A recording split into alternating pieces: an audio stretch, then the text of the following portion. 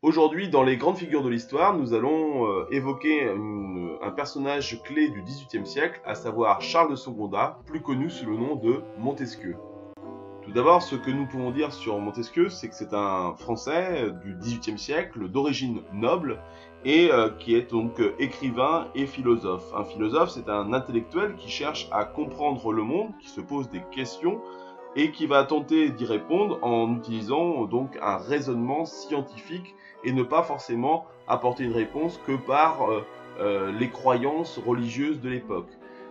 C'est ainsi que Montesquieu, comme Voltaire, comme Diderot, appartiennent à un courant de pensée qu'on appelle les Lumières, puisque à l'époque, ces philosophes du XVIIIe siècle essayent d'éclairer le monde en apportant des connaissances scientifiques à de grandes questions existentielles.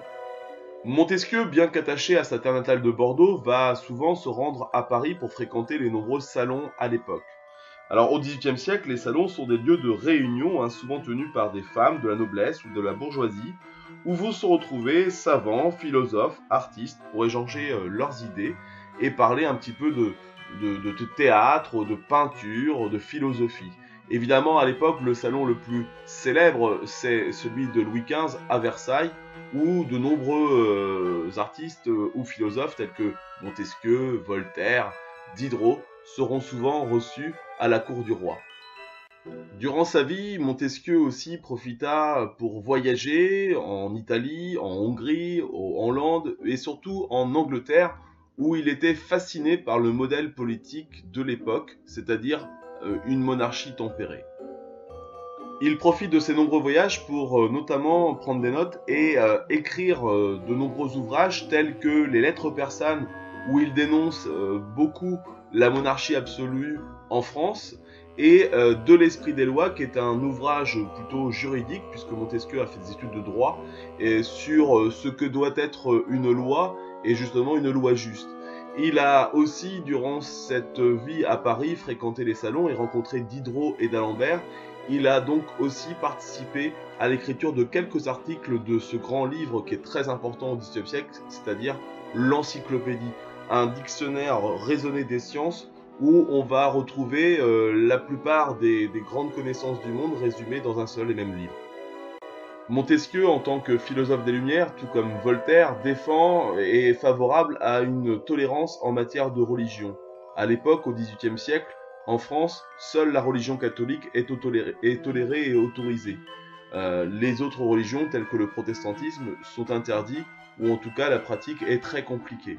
Il est donc favorable à ce qu'il y ait un peu plus de liberté, notamment en matière de religion, mais aussi liberté d'expression. Pour lui, on peut et on doit s'exprimer librement sans craindre la censure, puisqu'à l'époque, le roi pouvait interdire des publications d'ouvrages, par exemple. Montesquieu est surtout connu pour avoir défendu l'idée d'une séparation des pouvoirs. Donc, il est contre ce qu'on appelle la monarchie absolue. Pour lui, il existe trois types de pouvoirs, le pouvoir législatif, le pouvoir exécutif et le pouvoir judiciaire. Le pouvoir judiciaire, c'est le pouvoir de juger. Il doit être séparé et confié à des juges. Le pouvoir législatif, c'est le pouvoir de voter les lois. Il doit être confié à un parlement élu. Et le pouvoir exécutif, il est confié à un chef d'État, qui peut être ici un roi, puisque Montesquieu est favorable à une monarchie. Mais son modèle, c'est le modèle anglais, c'est-à-dire une monarchie parlementaire et constitutionnelle, une monarchie où il y aura donc un parlement de personnes élues du peuple, où le roi ne peut forcément pas contredire les lois votées par ici ses représentants, et qu'il y ait donc une constitution, c'est-à-dire un texte de loi qui peut s'appliquer et qui doit s'appliquer à l'ensemble de la population. Tout comme Voltaire, Montesquieu est évidemment aussi contre l'esclavage, ce système dans lequel les êtres humains, les esclaves, sont la propriété d'autres, les maîtres, qui ont droit de vie et de mort sur eux. Euh, il est aussi défavorable à l'utilisation aussi de la torture en matière de justice pour chercher la vérité. Voilà ce que l'on peut dire sur Montesquieu, grand philosophe du XVIIIe siècle, faisant partie du courant des Lumières.